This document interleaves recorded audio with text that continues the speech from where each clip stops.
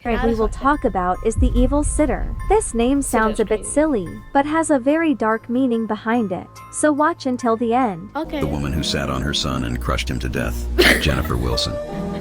One day, the son ran away to a neighbor's house, and Jennifer Wilson reported it to the police. After reporting the police, the son was then returned home.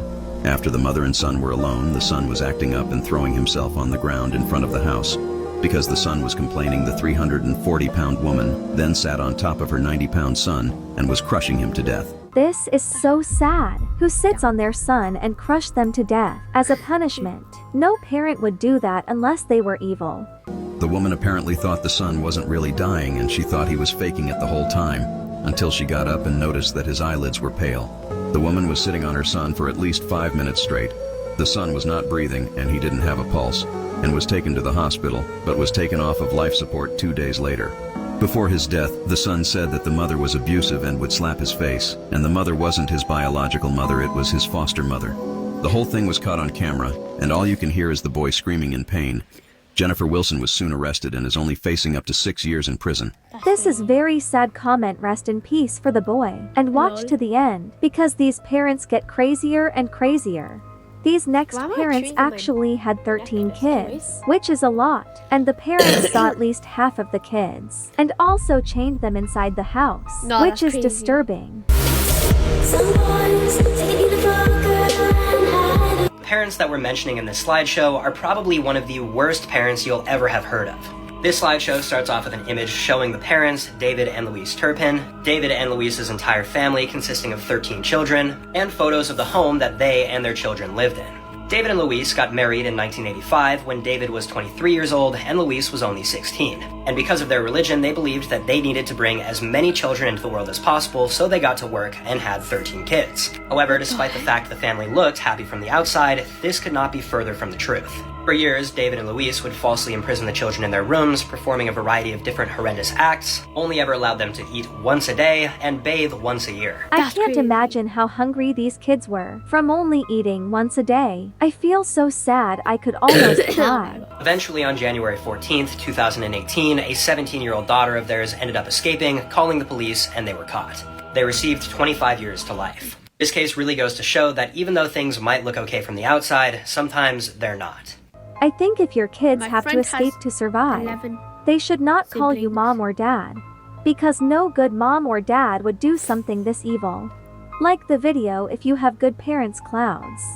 This one really feels like something from a horror movie. These parents didn't want their daughter to grow up, so they starved her to keep her small. Her parents starved her so she could be their little girl forever. Now I want you to look at this girl and I want you to comment how old you think she is, okay? Here's another photo of her. Comment and then I'll tell you how old she was. She was 16 in this photo and she weighed 60 pounds. This is crazy. She does not look like a teenager at all. When I first saw this photo, I thought she was like 10. Imagine how hungry she probably was. Officials warned them that she could pass from this and her dad dismissed it, saying that they were crazy. But like that actually is the reason. Like they wanted her to stay their little girl forever. Like ew, what? And that's why they put her on this crazy diet. They had a rich family, they lived in Australia. Also her face is covered and the parents' names are not out to help protect her identity. Started their investigation after her ballet teachers tipped them off, and that really shows what like a good teacher or mentor or just adult in your life can do for you. Just how amazing some role models or educators really are. But CPS got involved. They have been charged and sentenced. They're hiding their faces here, as they should. Who does this to a child? Like, good for them for realizing something was wrong and doing something about it. Because I feel like a lot of the times people are like, oh, like, it's not my kid. The parents can handle it. I hope they rot. And I'm ready to know who they are. I'm ready. This is gonna ruin her for the rest of her life, but I'm glad she's now in a place where she is safe and she is able to begin her recovery, but it's gonna suck and it's gonna be so hard and she's gonna struggle with this forever, all because of these two monsters. The creepiest part of the story is that they actually thought this was okay. No child should have to go through it.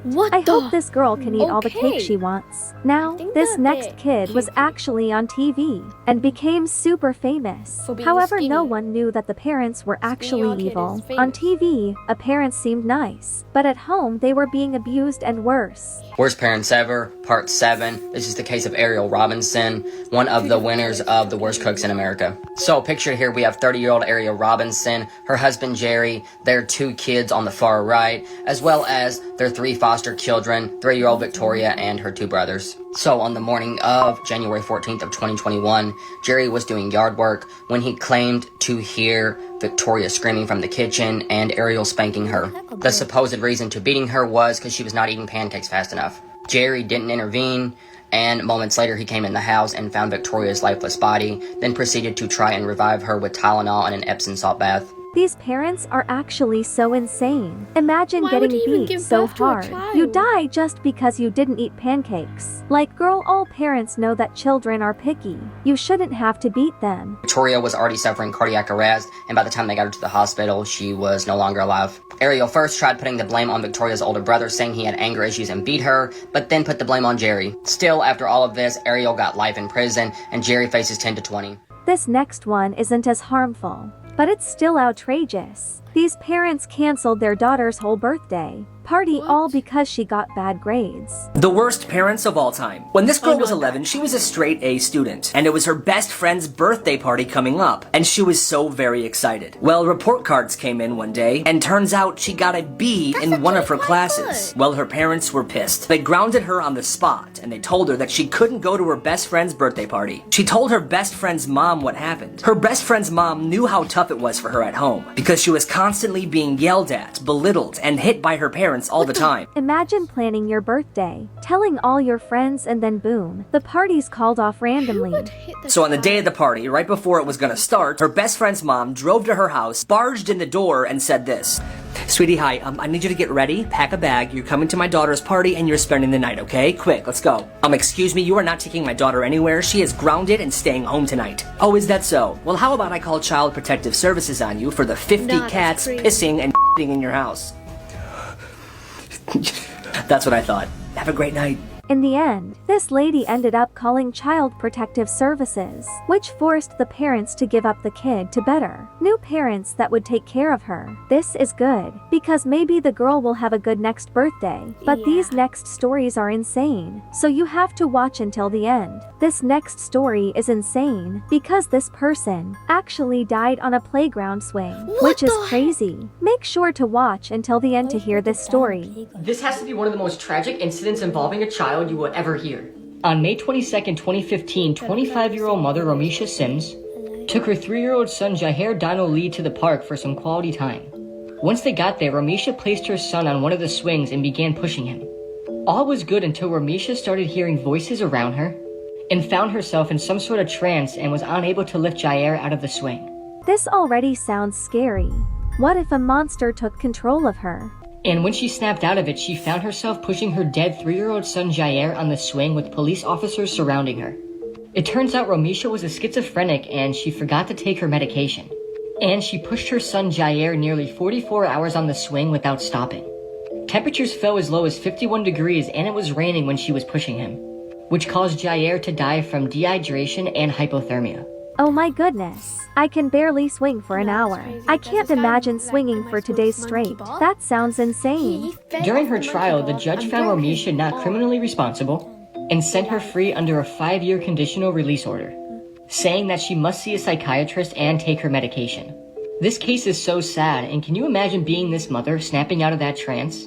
She was probably so scared and confused and was wondering what happened to her little boy. I can't believe the lady never got in trouble for causing her child's death. What do you guys think? The next story is probably one of the most terrifying things I have seen in my life. In this story, poor woman was torn into a soup, which is crazy. Don't forget to watch until then. Let's talk about before we start, can you follow me on Roblox? Thanks. Blank Room Soup is known to be one of the videos of the website called Dark Web. You may see a man eating a soup, but the soup he is eating was his wife.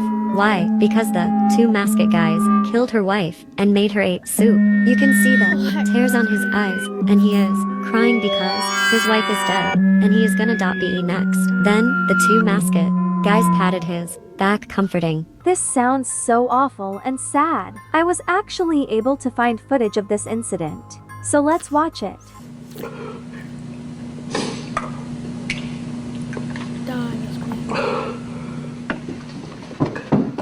This is the creepiest thing ever to me. Not only this, but there is also another video of them kidnapping someone, so here it is.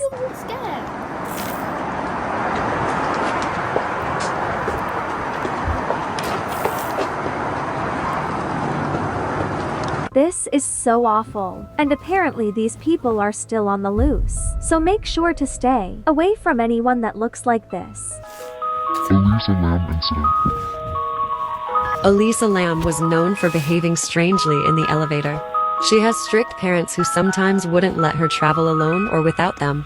But one day, she was thrilled to be able to travel to downtown Los Angeles by herself. She arrived in Los Angeles on January 26, 2013, and checked into the Cecil Hotel on January 28. On January 31, 2013, she disappeared from the hotel. Her parents were worried and tried to contact her, but couldn't reach her. This sounds terrifying. Imagine going missing. My parents would be so scared. Yeah, that's it before I pee my pants. Anyways, goodbye.